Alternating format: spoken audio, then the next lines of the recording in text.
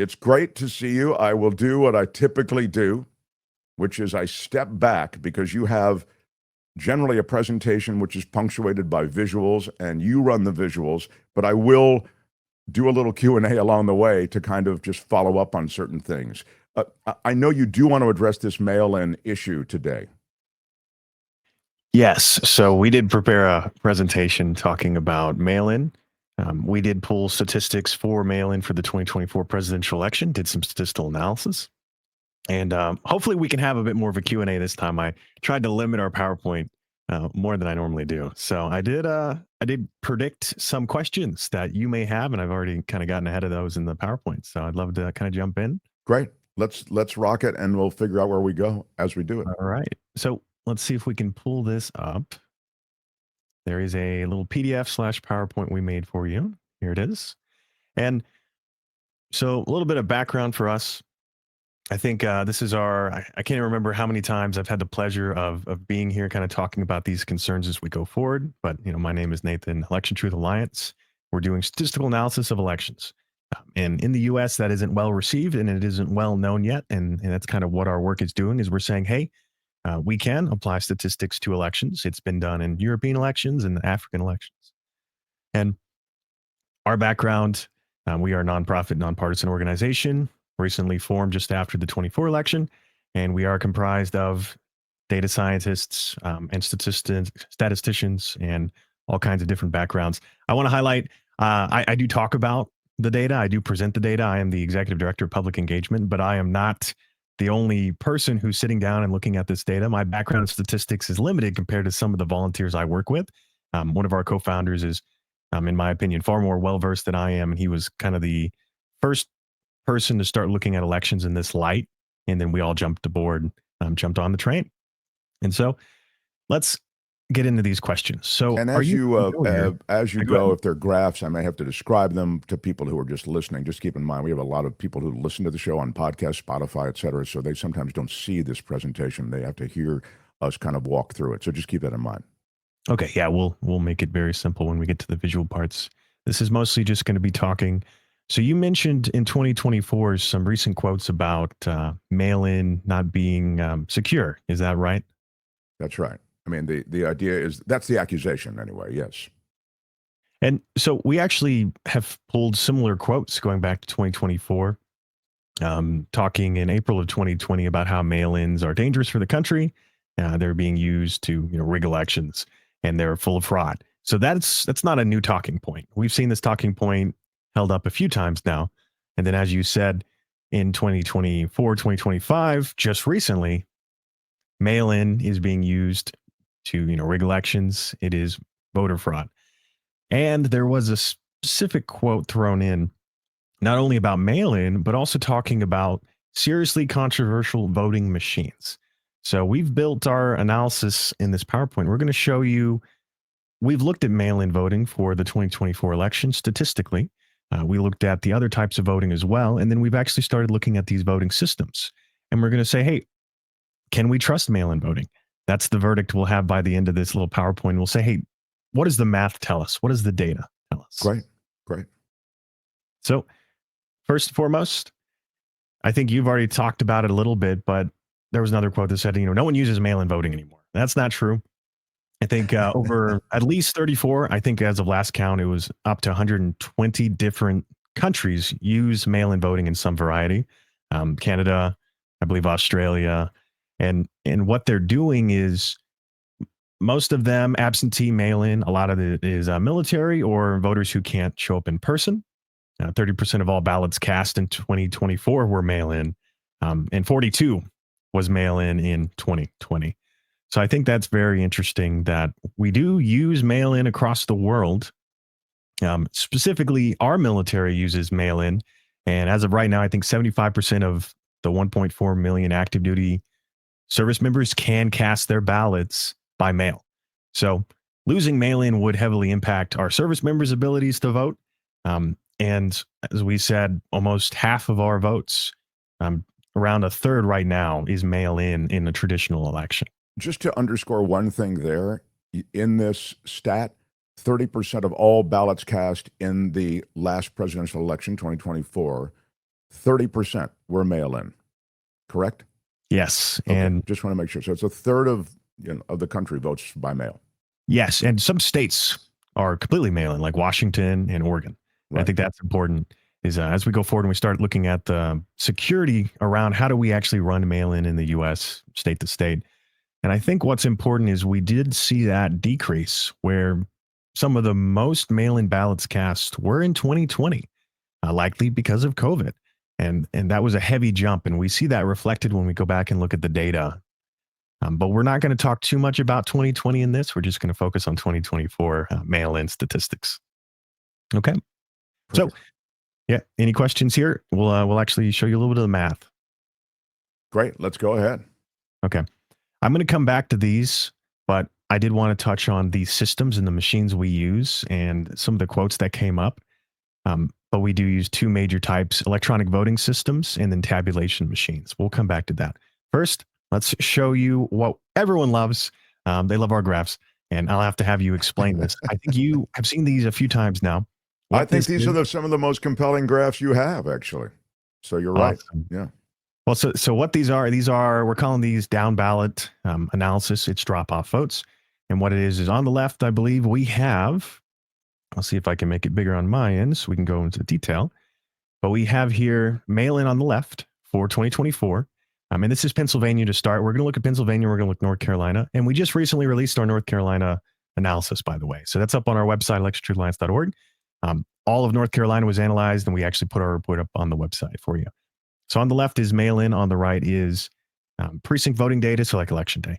And the way you read these graphs, for those viewers at home, we're showing a graph with a few lines on it. And what these lines are is each county has a red and a blue line. And there is a 0% mark. And what that is this is an analysis of the presidential race versus a down ballot race. I believe in this case, this is the Senate race for Pennsylvania. And what we're doing is we're showing 0% is the amount of votes that the down ballot race got. So down ballot, again, just means that Senate race would be down ballot. It's not for the president. Go ahead. Exactly. And so what we've done is if you are above the 0% line, it's the president, you got more votes than that down ballot race, the senator, the superintendent, the governor, whatever it is you're analyzing. If you're below that 0%, per county in this case, you got less votes. And so on the left, what we're showing and what we're arguing is, statistically speaking, a more normal election when doing this analysis should look a bit chaotic. There should be some counties where you're getting more and you're getting less votes as the president. But it shouldn't be consistent. It should be pretty chaotic. And in this case, we're finding the average is somewhere between 1% and 3%. In places where we're not seeing any concerns of manipulation, 1% to 3% for the president, that's how many more votes they normally get. So in your words here on the left, how does mail-in look, statistically speaking? Is it chaotic? Is it normal? What are we seeing? So with this same aspect that you just described, where you want that sort of mix, it looks to me like you've got that mix with mail-in. That is to say what you're describing, which is the lines are a mix, both above and below the center line, without any drop-off rates that you suggest in prior presentations. Yeah, it's chaos. And we argue this is more normal. Like, human voting behavior is sometimes chaotic. It's hard for multiple counties to all specifically vote in lockstep. And on the right, that is what we're starting to highlight, is we're showing in Philadelphia, in this case, in Pennsylvania as a whole, for the 2024 presidential election, mail-in looks far more normal and chaotic statistically for our drop-off, our down ballot analysis. But we start to see problems in election day in Pennsylvania. And specifically, we are seeing a huge underperformance all across multiple counties in Pennsylvania that we are worried about, and we'll show it with North Carolina a bit more strongly. We're worried that this level of consistency from county to county could potentially be vote manipulation. And we highlight that as we get into the statistics. And one effect that could create this, where you're seeing multiple counties, and for those of you at home, what we're showing that on election day in Pennsylvania for the 24 election, the Republican president is almost always overperforming. I think in this case, always overperforming the down ballot candidate. But then the presidential Democrat is pretty consistently underperforming, and in such a way that we are worried it could be an indication of vote switching. And you take votes from one candidate, give to the other, their vote amount goes down, they drop below the down ballot, the other candidate goes aggressively above. And so we've shown this again in 2024, North Carolina. This is the superintendent. This is their mail-in, by the way. And it's the same normal chaos, not a lot when of... you say chaos, it's like a mix, right? It's a mix. I mean, yeah. And then, so there's no consistent feature of the sort that you just described where top of ticket gets the vote, but there's no down ballot vote for it. So this is as you say, sort of a normal distribution is what we're looking at. yeah, and what you would call this and what this is normally labeled is you would, in this case, if there's a vote cast for the down ballot candidate, you'd call this, I think, ticket switching, right? Where you would vote Democrat down ballot, and then you would vote for a different party at the top of the ticket. Maybe you'd be switching the top of the ticket. The problem is, statistically speaking, when you look at how often does that happen, that's a really small amount of the votes normally. In a normal free and fair election, a lot of people are pretty hardcore for their parties, and you wouldn't expect to see a majority of the vote be that switching at the top of the ticket. And that is what we're seeing in North Carolina, in Pennsylvania, in some of these other swing states. And here's the example as well. So we showed absentee, mail-in looks statistically normal, chaotic, random.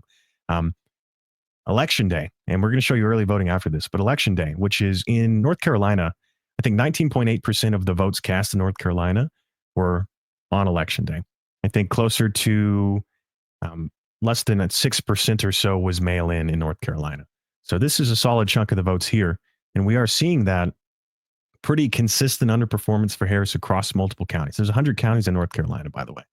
So we're just flagging that this is statistically weird, and if this is caused by vote manipulation, as we'll show you in some of our follow-up data, can we visualize this a bit better?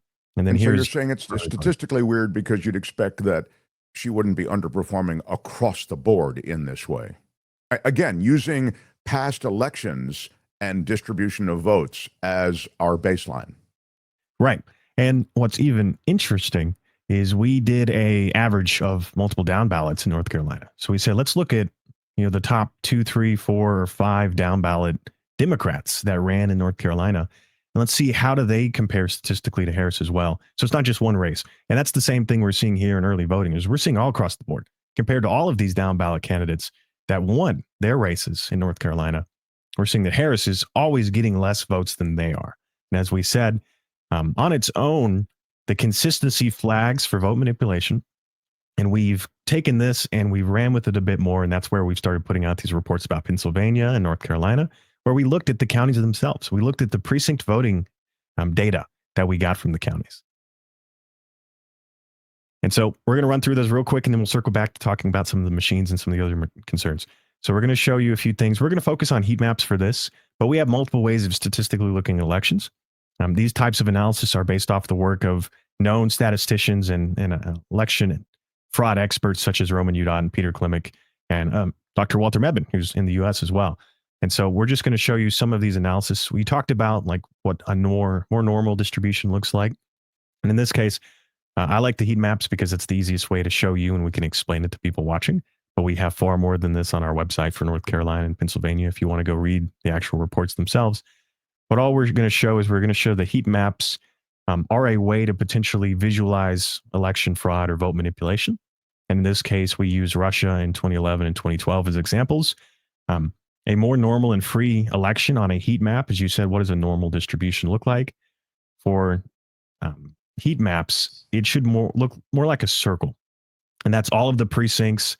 And in this case, we like to show Russia in 2011, 2012 as having that comet trail up and to the right. Instead of being a more perfect circle, they're having the comet trail up and to the right, which is a symptom of vote manipulation, in this case, ballot stuffing. And then Uganda has almost the opposite effect. Instead of it being a comet trail, we see a majority of precincts or polling locations are kind of pushed up to the top right. And then we actually see some voting at 100% turnout, which in a normal election is rare, very rare. To see that consistently across Russia and Uganda is a red flag that they were stuffing so much that they may have exceeded the amount of turnout possible. Any questions or anything on this before we jump into kind of some of the visuals? No, I think this is interesting. This and it's not some kind of it's not a visual display that we're used to seeing. Although, I mean, if you've watched this show and you've watched Election Truth Alliance on the website, you're familiar with it. But otherwise, it's a I think it's a really interesting way to look at an obvious way there could be vote stuffing, as you say. So heat maps in this case can actually detect two types of vote manipulation. Ballot stuffing is one, digital or physical, and then vote switching, which is a little bit harder to do. And I'll show you examples of those actually in the 2024 presidential election. So this is my baseline. This is Erie County for their mail-in. And really what you're going to find here is bottom line up front. When we're looking at mail-in across the U.S. and some of these swing states that are controversial, we're finding that mail-in seems to be more statistically normal a majority of the time. Not always. There are some outliers, but a majority of the time, mail-in looks more normal. It looks more like what we would expect a free and fair election to look like. And that's important. Election day and or early voting, depending on states, generally does not in some of these swing states. And so Erie County, we're showing this for their mail-in, and then we're going to show you their election day. And we're going to talk and we're going to explain what this looks like. So mail-in, as we've shown, it looks more like what we're arguing is free and fair. It's a circle of votes. And the color map just shows that circle for Erie County for mail-in. Now, how does Erie County for election day look? I can't see it on my monitor. Help me. It's so small. I apologize. Yeah, I can't make it any bigger for you. No. It's the feed, the video feed that I have is just so small. I'm sorry. Go ahead and fill in the blanks for me. So for election day, for Erie County, we're seeing that instead of that circle, we're seeing kind of a stretching up and to the right. It's not dissimilar from Russia, but it's unique in a few ways. As we saw in Russia on the right here in 2011, 2012, they got that comet trail where a majority of the votes are centered somewhere more normal, and then you're seeing a stretching up and to the right. In Erie County, instead of kind of seeing that comet trail, we're seeing a majority of these precincts are stretching up and to the right. And we did label this for you here. This is a potential indication of not only vote stuffing, and we're worried that this could be digital in nature, meaning you're digitally voting for people who don't vote, or you're digitally voting for people who may not exist. And we'll talk a little bit more about that later. Or this could be an indication of doing a mix of deleting votes and changing and switching things around. Either way, this is mirroring vote manipulation as documented in European elections, such as Russia and such as Uganda. Right. And then you can, and that's why they're side by side. You can see that the shape of things is the same. Okay. And then we'll run through the rest here. Shasta County, by the California. way, just to be clear, though, that's in-person balloting is what you're talking about? Yes. So this is election day. This is people showing up to vote at the precinct level, casting their votes. And in Pennsylvania, a majority of our voting in the U.S. is hand-marked paper ballots. So that's what's important here is a majority of this is hand-marked paper ballots, whether it's mail-in, whether it's in person, but it's still getting counted by vote counting computers, tabulators all across the U.S. I think 99% of our votes are counted by tabulation machines. And we'll show you that right at the end here. But yeah, this is all in person. Okay. Now we're going to show you, we'll run through the rest. So we just have more examples of this. We're going to show you that we're going to look at mail-in, and we're going to look at election day or early voting. And how does it compare? Mail-in, California, Shasta County. Trump won this county, but it still statistically looks normal for mail-in voting. And it looks normal for all vote types. So we're just showing that as well. Mail-in looks the same as election day for Shasta County. It's that more circular distribution of votes. And then we're going to show you a little bit of North Carolina. We've not shown this yet. This is on our website now for our North Carolina report. But on the left is your mail-in again. It looks more normal. There's a little bit of stretching, a little bit of distortion, but overall more normal compared to election day and early voting. And what we're seeing is that election day and early voting in 2024 for North Carolina as a whole, but for Synth County specifically, we're seeing that in the middle here, which is election day, which is, I think, as we said, 20% of the votes. It's not showing indication of ballot stuffing, but we're seeing a stretch in the distribution, which could be caused by switching votes, taking votes from one candidate, giving to the other. And that could create that effect we're seeing in the drop off. One candidate is underperforming because they're having votes taken from them and they fall below their down ballot parties.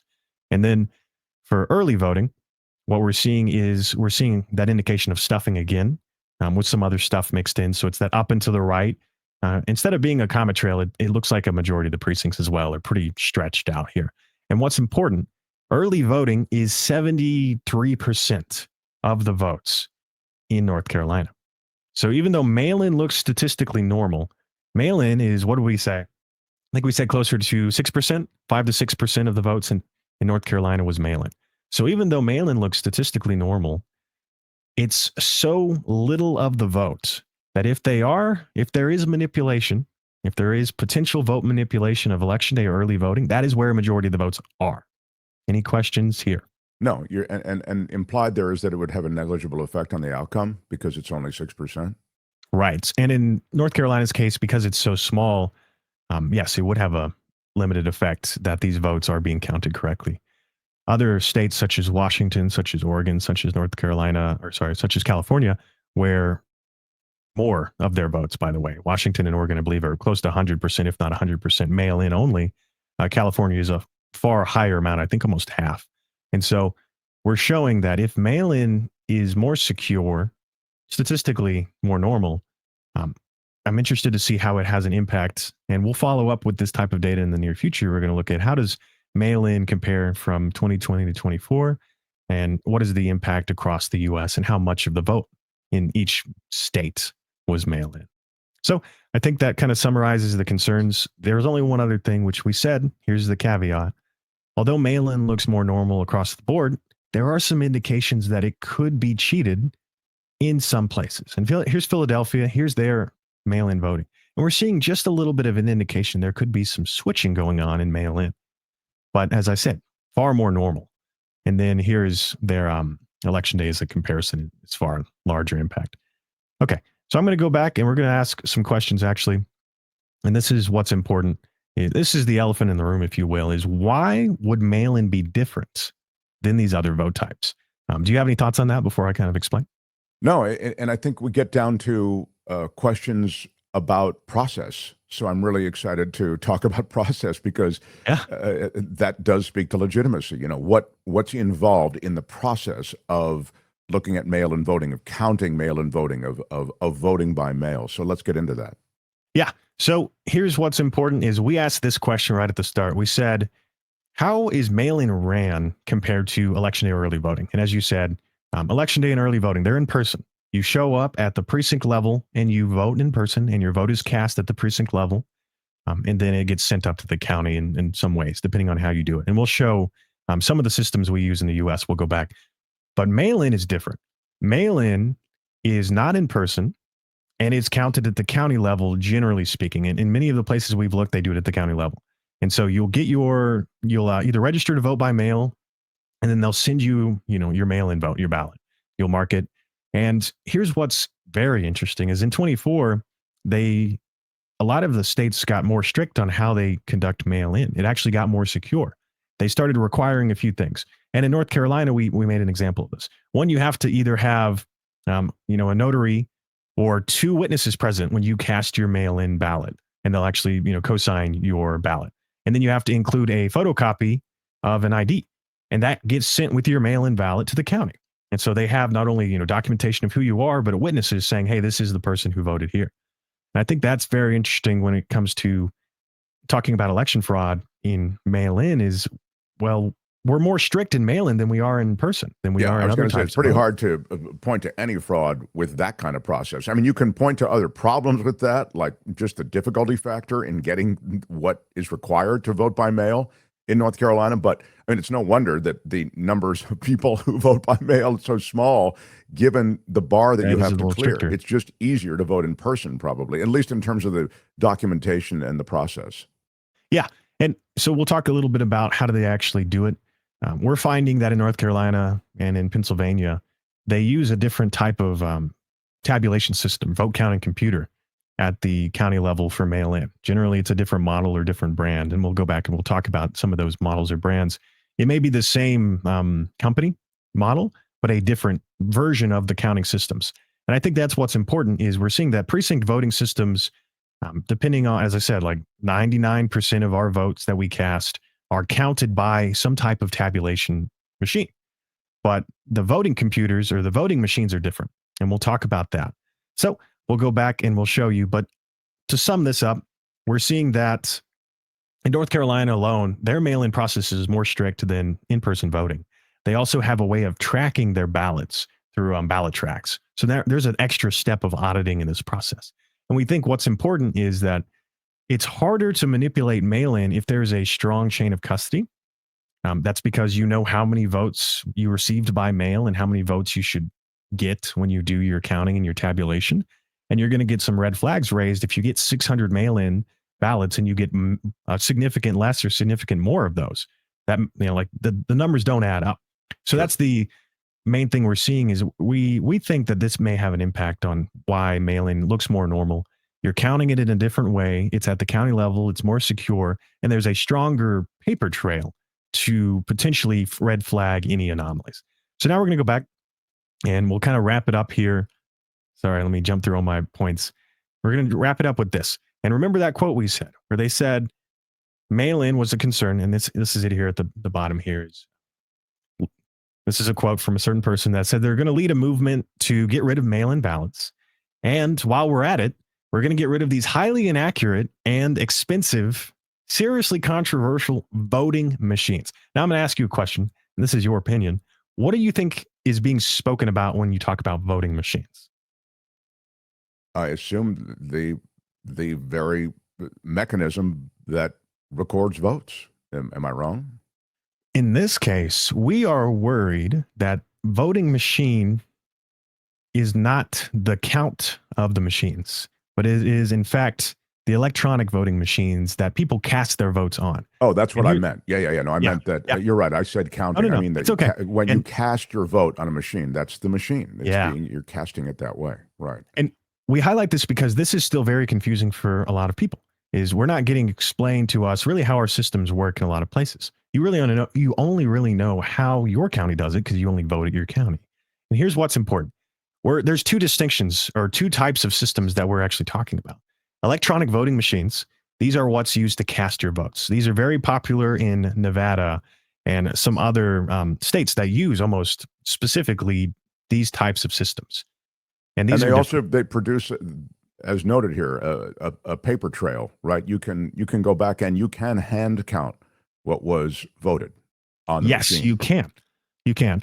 And here's what's important though, is only 18 to 23% of the votes cast in the 24 election were cast by voting machines. And there's two types that we're going to talk about. And those are the DREs, which is what's used in Nevada, is like machines you go up to and you vote. It's almost like a touchscreen. And then they have a little paper trail that gets printed out, but it doesn't get scanned by anything. The vote gets sent off digitally. There's the other half, which is what's used pretty aggressively in Pennsylvania and these other places. These are ballot marking devices. And these are pretty common in the places that you do use these types of machines, where you'll go and you'll choose how you vote. It prints out a ballot, and then you go and that ballot gets scanned. So these are two different types of systems, but they both let you cast your votes in some specific ways. And here's what's important is 75 to 80% of the votes that were cast in 2024 were not cast on any of these systems. I think that's what's interesting is if we're worried about these systems being compromised, that's not our concern. Our concern is not with these systems because this is so little of the vote. With some caveats, what we're concerned about, what the Election Truth Alliance is concerned about, is we are concerned about these systems. And these are the tabulation machines. Nearly 100% of the votes that were cast in 24 were counted by some type of system like this. We don't do hand counting in a majority of our places. Very few precincts in very few counties in the US do any type of hand counting. I think that's what's important is people don't realize this. When we talk about vote counting machines, this is what we're talking about. And even your physically hand marked paper ballots get counted by these systems. Even your machine marked paper ballots get counted by these systems. And as we spoke, there are generally scanners at the precinct level. And then there's different types of systems at the county level that do mail in. And we're finding that in Pennsylvania and North Carolina. And here's what's important is we have started asking questions about these systems. Are they connected to the internet? Are there any vulnerabilities, and who runs and maintains these systems? And we're starting to find that some of the major systems used in the US that span 70% of the US. And as I said, nearly 100% of votes are cast by these systems, are counted, sorry.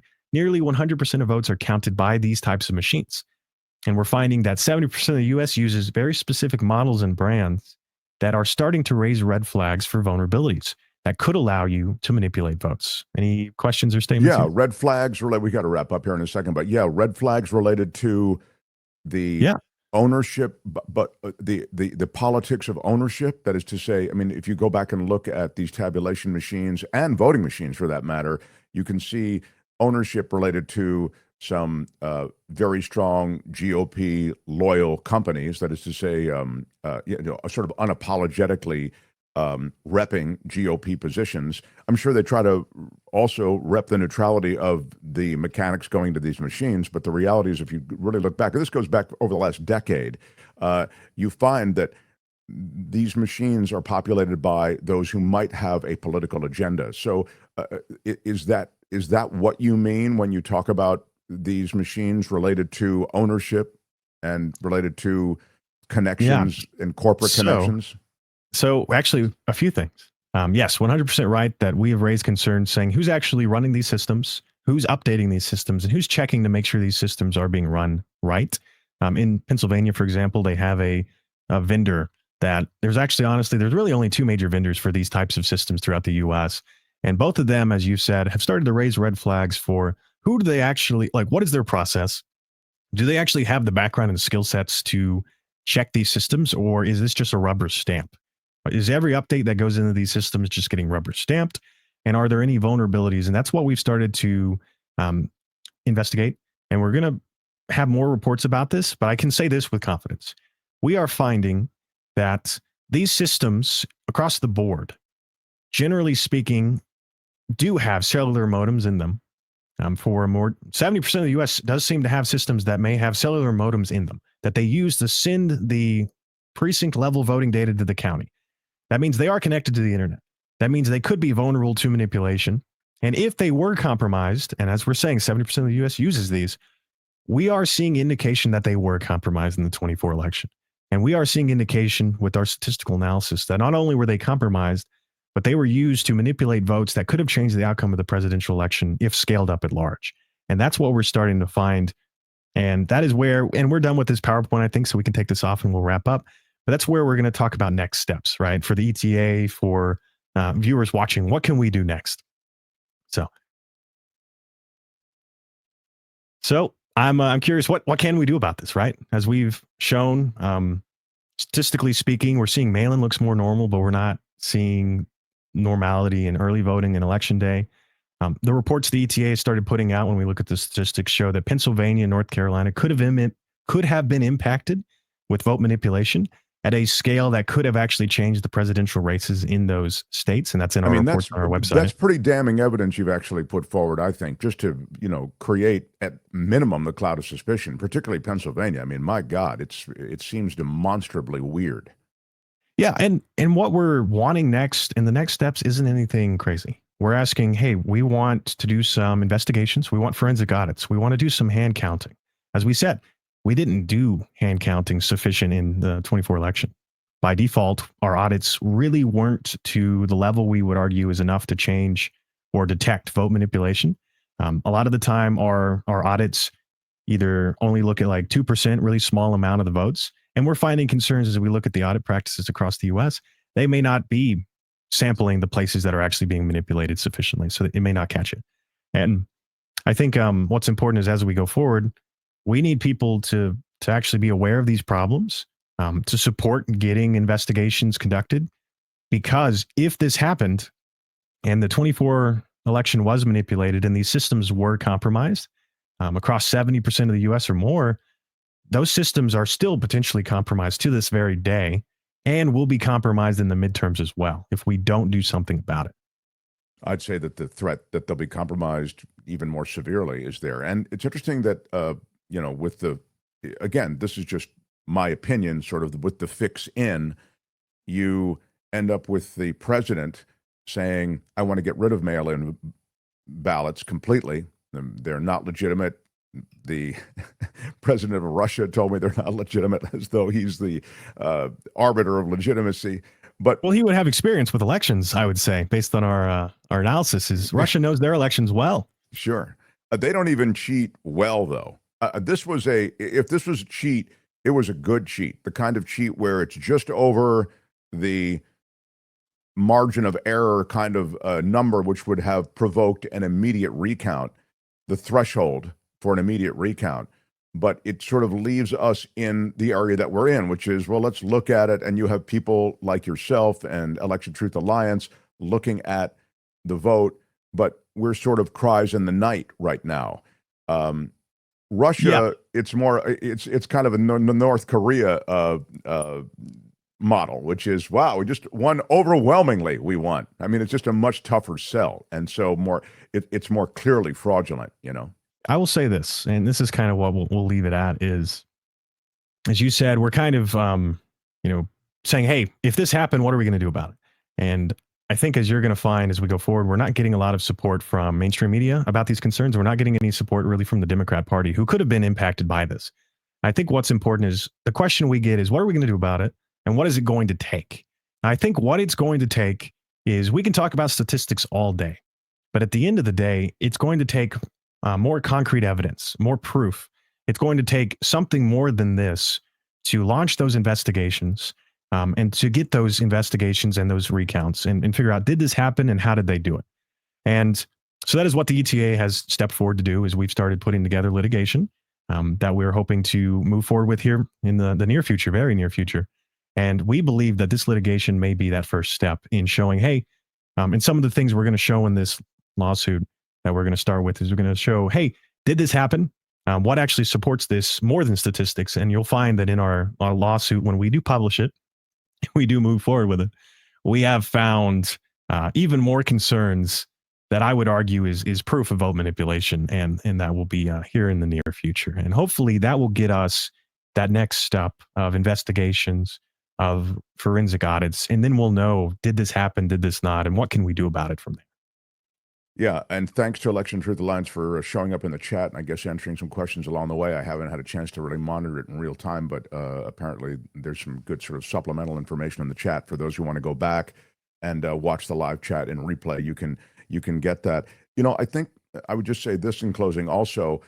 I like that these questions are being asked, and I think that there's a certain momentum that's achieved just by asking the questions and making noise. I do believe it's a noisy environment. We know the media environment is filled with a lot of stuff, and this could be just viewed as more stuff.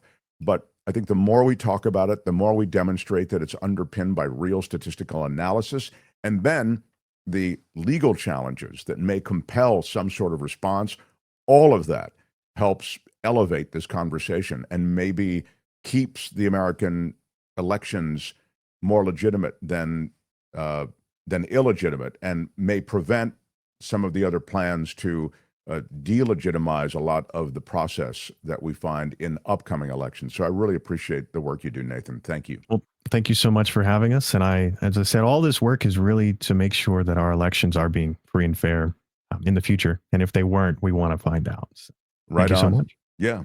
Nathan Taylor, Election Truth Alliance. Check them out. Go to their website, follow them. And as we said, I guess there is a major legal action coming here soon in the near future. Yeah. Nathan Taylor, thank you, my friend. Thank you, guys. All right. Hi, it's Mark, and I thought that was great. Hit the notification bell. You'll know whenever there's a new video being dropped, and please subscribe to our channel to help us save the universe.